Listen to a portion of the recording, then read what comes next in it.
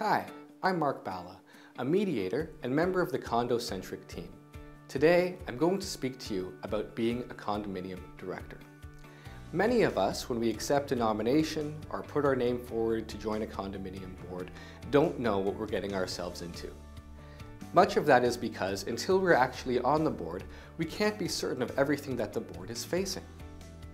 So I recommend that new directors take a little bit of time to understand why the status quo exists, or at least to confirm some perceptions and assumptions to make sure that the issues you are passionate about are being advanced in the way that is best for your community overall. You need to be sure that you're taking the right course of action. For that reason, I also encourage directors to become educated, because being a condominium director is very different than being a director on a business corporation or in a condominium outside of Ontario. Ontario has some unique regulations, as may the community that you're a part of, and it's important to get to understand those as well as to understand your roles and responsibilities as a condominium director. The Canadian Condominium Institute provides a series of courses that you may wish to take.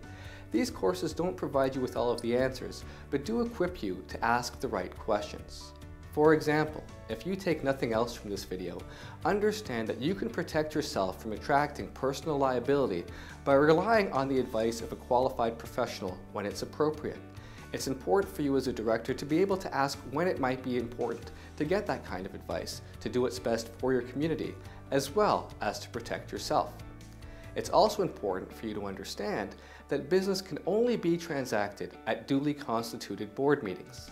Increasingly these days, directors communicate in between board meetings by email and the like. However, official condominium business can only be transacted at duly constituted board meetings. Finally, in your role as a director, you receive a lot of privileged and confidential information. It's important for you to realize that it is privileged and confidential. In your capacity as a director, the information that you receive should not be shared with other members of your community, not even your spouse unless he or she is also on the board.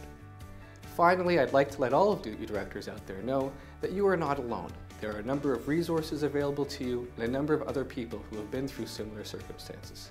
You can visit condocentric.ca for further articles and information. Thank you.